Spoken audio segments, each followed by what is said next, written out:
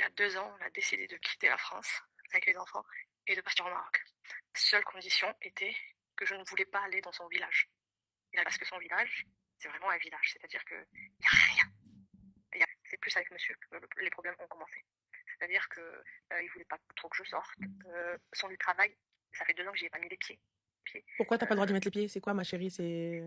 Il veut pas que... En fait, vu que personne me connaît, je ne suis pas du tout de là-bas, il préfère que ça reste secret. J'ai pas capté. Relation... On a dit relation discrète, on n'a pas dit secrète, Habibi.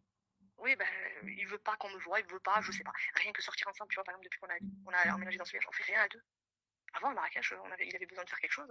Bah viens, tu bouges avec moi, comme ça on va se boire un café. En fait, avant de partir, je me suis disputée avec lui parce qu'il est allé à un mariage de deux. Il n'est pas du tout mariage, il est jusqu'à 6h du matin.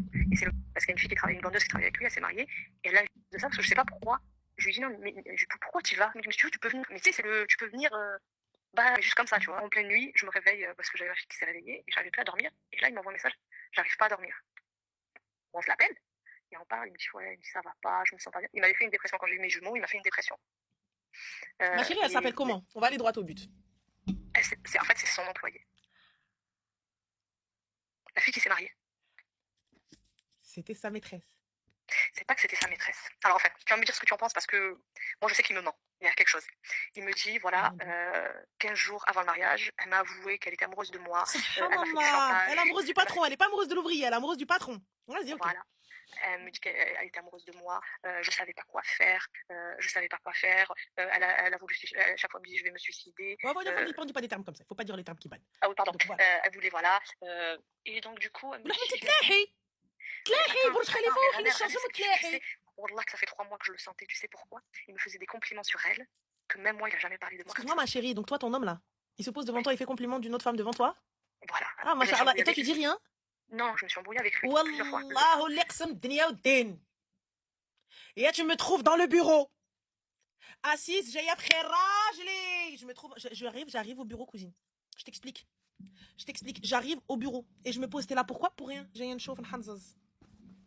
Mais tu sais que j'ai pensé plusieurs fois à le faire. Mais comment ça t'as pensé? Il fallait faire même.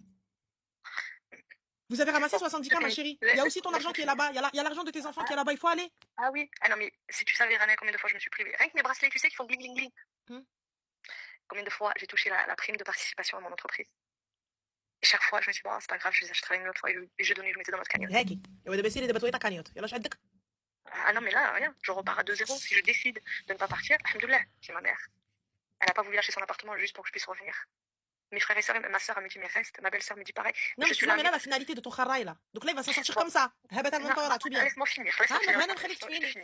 Donc, il me raconte son truc, il me raconte son histoire, et il me dit qu'en fait, après qu'elle s'est mariée, elle lui a envoyé des photos de lui, de elle, dénudée, comme elle est née. Ma chérie, j'espère que tu as mis la main sur ces photos. Non, laisse-moi finir. Et il me dit oui, son mari, il est tombé dessus. Le mari de la fille, parce qu'elle venait de se marier, elle est mariée depuis le 29 juin. Son mari, il est flic.